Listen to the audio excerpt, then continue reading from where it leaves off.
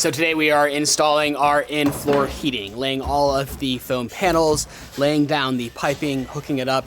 It's gonna take a couple of days to get everything sorted because of course this house isn't straight and easy. But by the end of this week, this entire house will have in-floor heating. So all of these wires don't make placing these panels very easily here. We're gonna have to cut around all of them, kind of straighten out the corrugated pipes.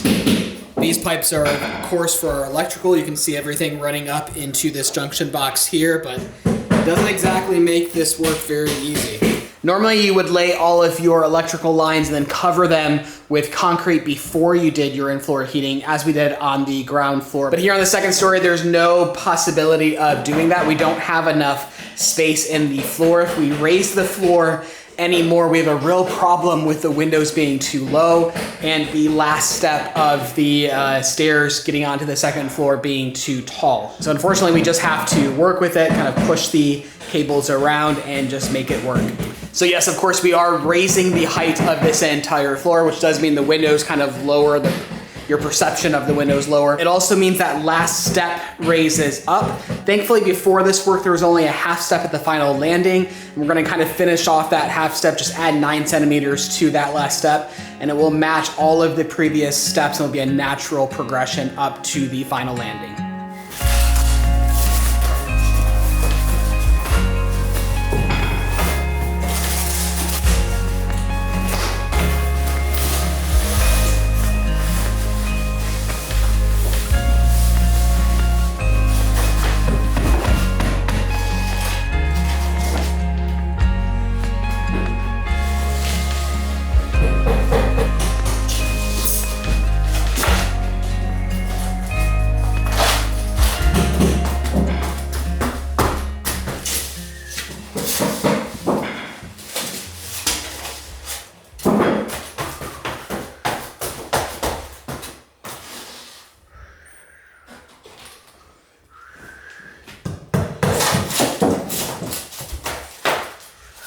So this is kind of cool. I've never seen anything like this before, but these two joints here, they just melted together using electricity. You can see there's a terminal, a negative hookup here and a positive hookup there. And then inside there's a coil of metal that when you fry it with electricity, it heats up.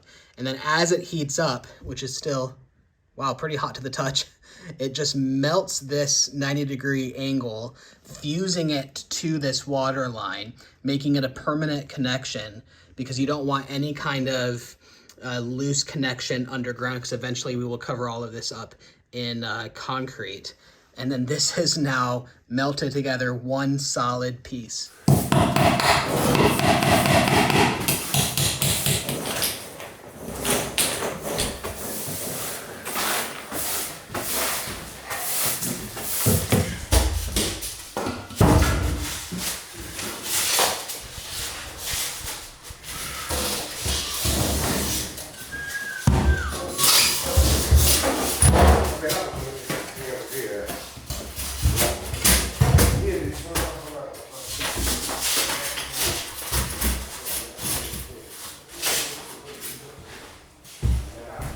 So while we're working on the paneling upstairs for the in-floor heating, Antonio is working downstairs, hooking up a distribution pipe that he made himself. Yes, he actually welded this himself back at his shop, custom for us. And he's now hooking up the hot water heater and all of the other bits and bobs that I really just don't know anything about.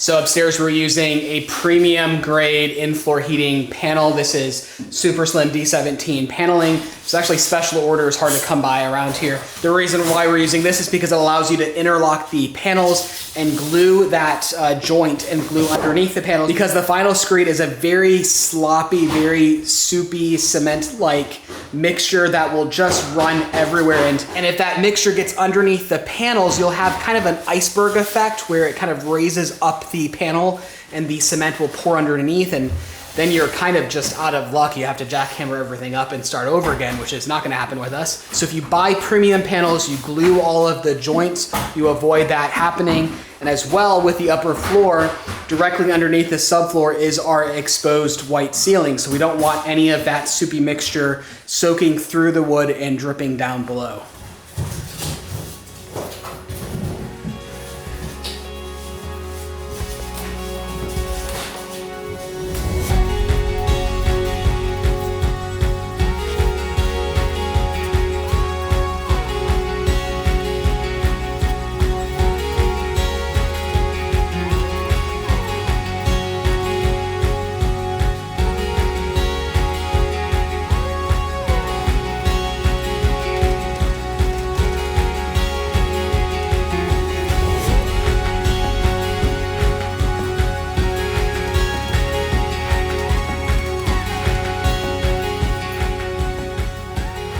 Alright, so now that we finished this room, let me show you what this blue border is used for.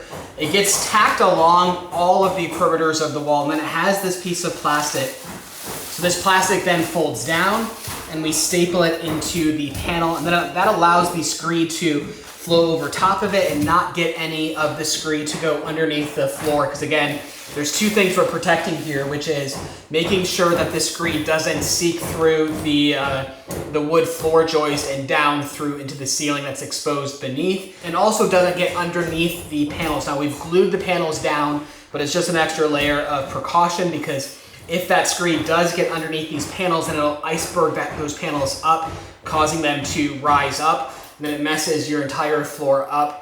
It's bad enough if it happens that it'll actually ruin the entire in-floor heating. You'll have to literally jackhammer everything up, remove the tubes, and start over.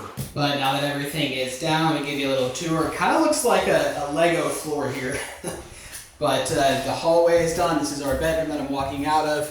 The bathroom is finished.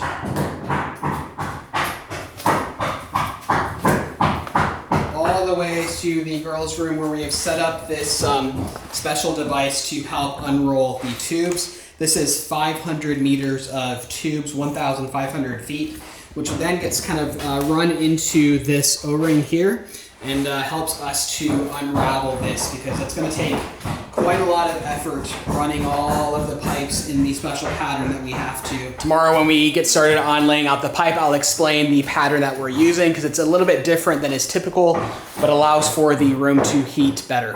A huge thank you to Olafly for sponsoring today's video. Now, if you've ever been traveling internationally, then you understand that massive pain of being hit with huge roaming charges, or that annoyance of waiting in long lines to get a physical SIM card. But that's where Olafly comes in, because Olafly offers you an eSIM to over 200 destinations worldwide that you can install on your phone before you take off to your destination. We used Olafly when we were traveling through Thailand as well as Indonesia and the Philippines, and the process is very simple. It's very easy to download the app as well, install the eSIM. You can be up and running in a couple of minutes, and Olafly offers unlimited data, so there's no hidden charges that you might face with other eSIM providers. Prior to using eSIMs, I remember the stress of landing in a new country and not being able to update your family and friends about your arrival, or not even being able to use your phone to get directions to your hotel until you've been able to find a cell phone store that offers physical SIM cards, and then you're juggling your old SIM card, possibly losing it. But with Olafly, you can install your SIM card before you ever take off, so your phone is working immediately upon arrival, and you never have to remove your physical SIM card. Honestly, I would never travel without an eSIM, so I do recommend you check out Olafly. You can visit the link in the description below or scan the QR code on screen. And right now, if you use the coupon code RAISINGVoyagers, you can get an extra 5% off your purchase or top up. Thanks so much to Olafly for sponsoring today's video. Now let's get back at it.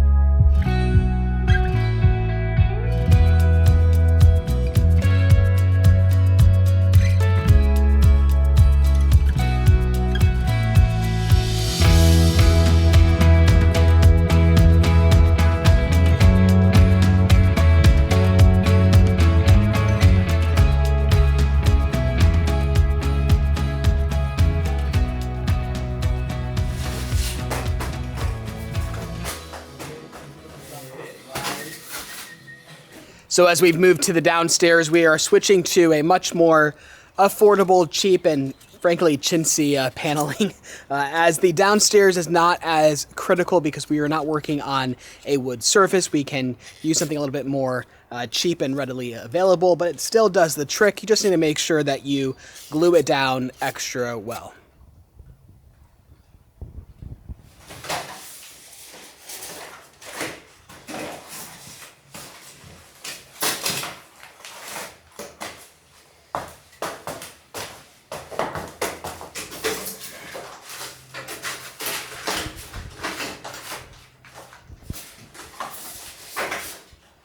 All right, that's gonna do it for today. We'll pick up tomorrow with finishing off just a little bit more of the paneling work, but mostly we will begin to lay all of the in-floor heating piping.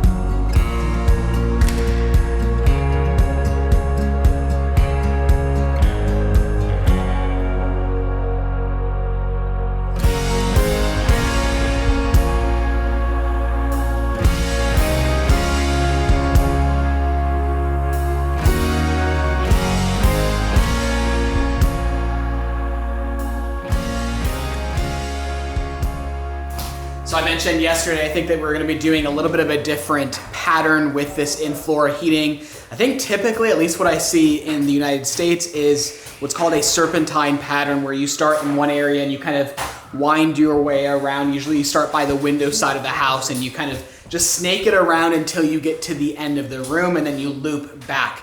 The reason that's the most common is because it's really easy to do. You don't have to have any planning in place. But what we're doing today is called a spiral counterflow, where you start at one point, kind of make this big loop, and then when you get to the center, then you start looping backwards. And the reason you do that is because if you do the typical snake approach, by the time you get to the other end of the room, that water has already cooled down. So what you end up having is a hot side of the room and then a colder side of the room, which is why you start at the windows, so that the windows help circulate that hot air. But with this spiral counterflow approach, you kind of evenly distribute the heat the entire room. You'll notice that we're doing this in two different sections, so each room will have two different runs. We're doing a double spiral counterflow, and that just doubles the evenness of the spread of heat, if you will.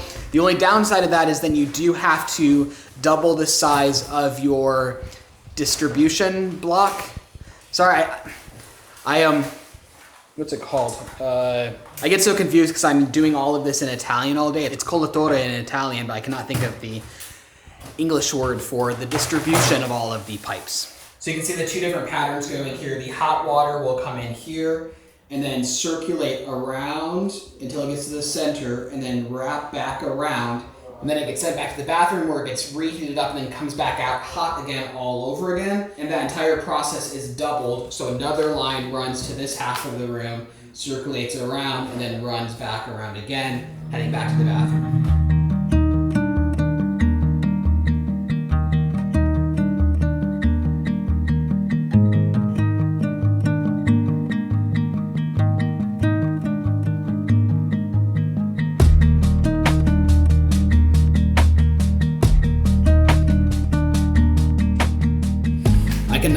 imagine doing a project like this without one of these rollers here. I've watched a ton of videos on this process to determine kind of what route we wanted to go, and I usually see people rolling this out by hand, which to me, if we didn't have access to one of these things, I would spend a day building something that would function the same way, because rolling out these 500-meter rolls of tube is just a nightmare. It's 1,500 feet per roll. And I think today we're gonna go through about 2 of them. Along these tubes, they have indications for how many meters you've actually run through. Because of course we have a design that shows how many meters are in each run. You wanna make sure you're not starting a run if you don't have enough tube left in the coil to finish it. Right here is our design with all of the different runs. You wanna make sure that each of these runs is as close to the same length as possible, which is why you do this design beforehand rather than just kind of winging it. So each of these loops is approximately 75 meters, 75 to 85 meters, to make sure all of the runs are as similar to each other as possible. Today I'm having this really weird out-of-body feeling of walking through the house, seeing all of these tubes in place and seeing our water heater being installed and all of the in-floor heating parts come together, and it's reminding me of the very first days of digging everything out and going through that grunt labor and coming to this place as a barn and now seeing it being turned into a modern day house. It's kind of a bit of a weird, surreal feeling of realizing that we are at the tipping point of turning this place into a home. Once this in-floor heating goes in, once that final screed is poured, it's really just an open race to the finish line of being able to move in, which is kind of just boggling to my mind.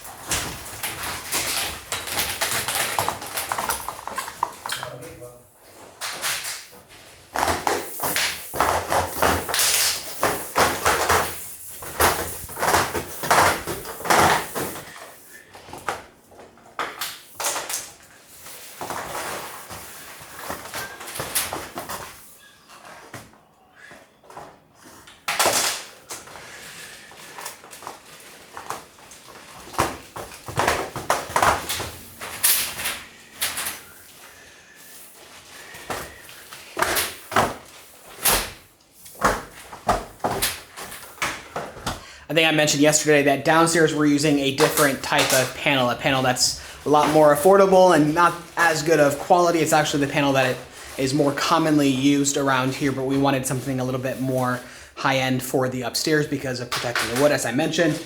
But one of the consequences downstairs is that the pipe just does not stick as well into this paneling, and it wants to kind of pop out a little bit. So it takes a little bit of extra care around the corners to make sure that the tubes aren't popping out. One thing you have to pay attention to is not to do these curves too tight. This one is probably on the border officially a little bit too tight, but it won't make a difference. The reason why is you really need to watch out for any kind of kinks or too tight of bends that could restrict the flow of hot water, therefore kind of rendering the system useless. But that's another reason why doing a double system in each room is of benefit, because if ever something happens to one system, you have a backup system in place for that room.